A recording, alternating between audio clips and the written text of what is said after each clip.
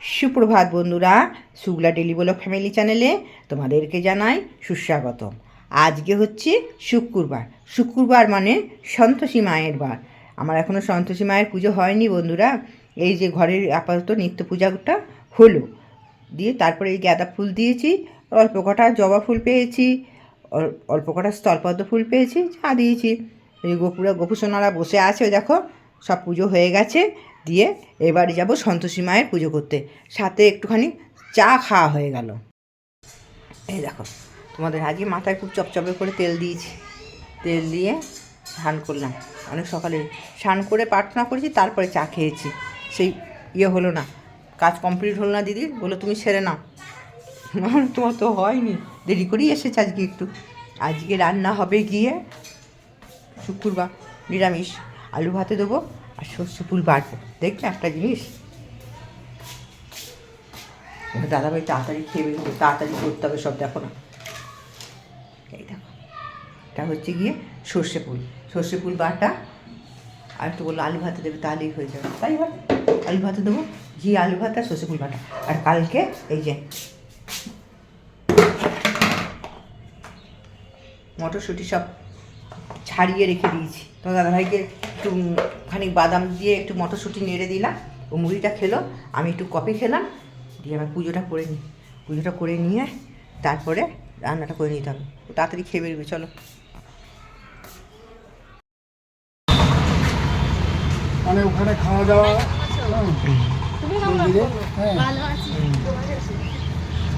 মন্দিরে খাওয়া দাওয়া হবে, তারপরে বলবে যে টাকা এসেছিল।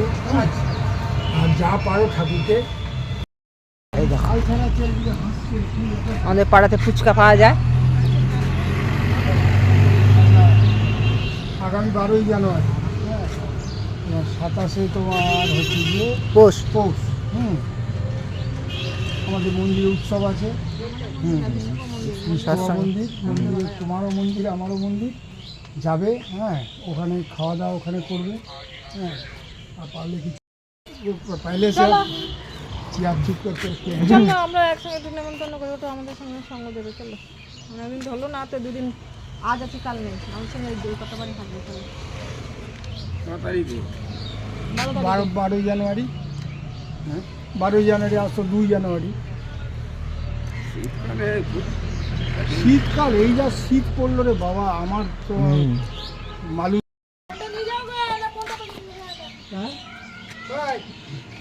ছবি দাদাও তো বেরিয়ে জামাইবাবু বেরিয়ে গেল, তো নেই তো, ছবি তো নেই। ডাকি না মানুষ, সবাই ডাকি না, তাই আসে না।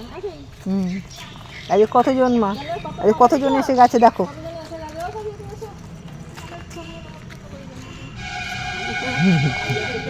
এই কতজন মা,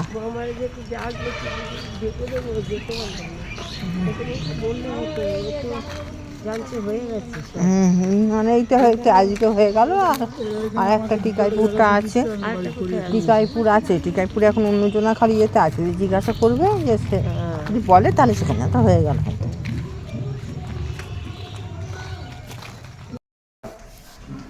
সবার ছবি কেউ ভুলবে না,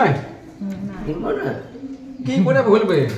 ঠাকুর যখন মন্ত্র দিয়ে দিয়েছে তখন আর কি করে, মানে আমরা এখন বিশেষ নাই, তাও চেষ্টা তাকে গুরু নিয়েছি, গুরুকে কেউ ভুলে নাই, ভুলে না।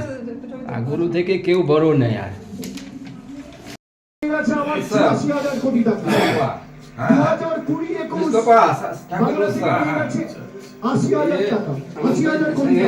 চলুন সবাই মিলে যাবো সেইখানকার, সবাই দেখেন। 12 জানুয়ারি 27 পৌষ গাছে সবেদা হয়েছে। দেখো দেখো দেখো কি সুন্দর।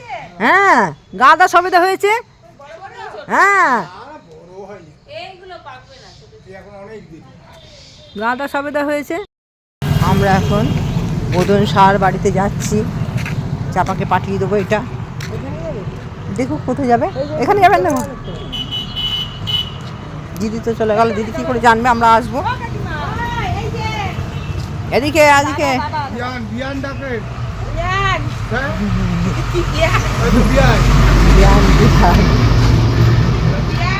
ওই করলে হবে যাও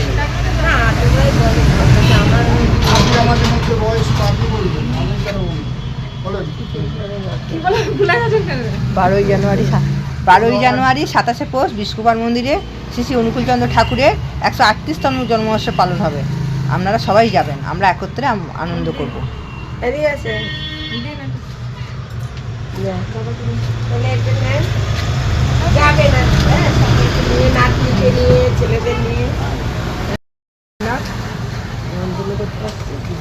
বারোই জানুয়ারি 27শে পৌষ শ্রী শ্রী অনুকূলচন্দ্র ঠাকুরের 138তম জন্মোৎসব পালন হবে। আপনারা যাবেন, সবাই মিলে একসাথে আনন্দ করব। আমরা সারাদিন ব্যাপী অনুষ্ঠান আছে, দুপুরে খাওয়া দাওয়া, ভান্ডারে প্রসাদ বিতরণ হবে। পরম প্রেমী শ্রী শ্রী ঠাকুরের রাতুল রাঙা চরণে জানাই আমার কোটি কোটি প্রণাম। পরমারাধ্যা জগৎ জননীর চরণে জানাই আমার কোটি কোটি প্রণাম। পরম পূজ্যপাদ শ্রী শ্রী বরদার চরণে জানাই আমার কোটি কোটি প্রণাম। পরম পূজ্যপাদ শ্রী শ্রী আচার্য দেবের চরণে জানাই আমার কোটি কোটি প্রণাম। ঠাকুর পরিবারের প্রত্যেকের চরণে জানাই আমার কোটি কোটি প্রণাম। এখানে উপস্থিত সকল দাদা ও মায়েদের জানাই আমার আনন্দিত জয়গুরু। শ্রী শ্রী ঠাকুর সত্যনারায়ণ গ্রন্থে প্রথমেই আমাদের একটি সাবধান বাণী দিলেন। অর্থ, মান, যশ ইত্যাদি পাবার আশায় আমাকে ঠাকুর সাজিয়ে ভক্ত হইও না, সাবধান হও, ঠকবে। তোমার ঠাকুরত্ব না জাগলে কেউ তোমার কেন্দ্রও নয়, ঠাকুরও নয়। ফাঁকি দিলেই ফাঁকে পড়তে হবে। আজকালকার দিনে আমরা যদি লক্ষ্য করি, অধিকাংশ মানুষই অর্থ, মান, যশ ইত্যাদির পেছনে দৌড়চ্ছে। ঠাকুর বললেন, এইগুলি পাবার আশায় আমাকে ঠাকুর রূপে গ্রহণ করো না। আর কি বললেন? তোমার ঠাকুরত্ব না জাগলে। ঠাকুরত্ব মানে ঠাকুরের যে গুণগুলি আছে সেই গুণের অধিকারী যদি আমরা না হয়ে উঠতে পারি, সেই গুণের অনুশীলনই যদি আমরা না করতে পারি, তাহলে আমাদের ঠাকুর ধরা বৃথা। আর ঠাকুরের এই গুণের মধ্যে শ্রেষ্ঠ গুণ ছিল অফুরন্ত প্রেম আর ভালোবাসা, যার দ্বারা তিনি এই জগৎ সংসারকে বেঁধে রেখেছিলেন। বিহারের এক প্রবীণ কর্মী ছিলেন মুখিয়াজি। তিনি দীক্ষা নেবার পূর্বেই নিয়মিত দেওঘরে আসতেন বৈদ্যনাথ ধামে শিবের মন্দিরে শিবের মাথায় জল দেওয়ার জন্য। সেই সময় তিনি একবার দেওঘরে এসেছেন। লোকের মুখে তিনি ঠাকুরের কথা শুনতে পান। তার তখনই ইচ্ছে হয় ঠাকুরের দর্শনে। তিনি এসে ঠাকুরকে দর্শন করেন। তার খুব ভালো লাগে। তিনি তখন ঠাকুরকে একটি প্রশ্ন করলেন, ঠাকুর, রামচন্দ্র যখন এসেছিলেন রাবণকে মারার জন্য, কৃষ্ণ যখন এসেছিলেন কংসকে মারার জন্য, এবার আপনি ধরাধামে এসেছেন কাকে মারার জন্য? তখন ঠাকুর হেসে বললেন, রামের সময় একজন রাবণ ছিল, কৃষ্ণের সময় একজন কংস ছিল, এখন তো ঘরে ঘরে রাবণ, ঘরে ঘরে কংস, আমি কজনকে মারব? তখন ঠাকুর বললেন, এবার আমি এসেছি বধ করতে নয়, বশ করতে এসেছি। অর্থাৎ এবার আমি মারতে আসিনি। কী দিয়ে তিনি বশ করলেন? তিনি ওই যে বললাম, তার অফুরন্ত প্রেম ভালোবাসা। এবং এই যে ভালোবাসা শুধু যে মানুষের জন্য তার ছিল তা না, বিশ্ব ব্রহ্মাণ্ডের যা কিছু ছিল সব কিছুর প্রতি তার ছিল অফুরন্ত ভালোবাসা। আজকের দিনে আমরা ঠাকুর আমাদের সামনে কিন্তু নেই, কিন্তু তিনি যাবার আগে তিনি কি বলে গেলেন? যে আমার অবর্তমানে আমার বড় খোকাকে মাথায় নিয়ে চলবে, অর্থাৎ বদ্দার কথা তিনি বলে গেলেন। যে বর্দার সারাটা জীবন যদি আমরা দেখি, তিনি সেটাই করতেন যেটা ঠাকুর খুশি হবেন।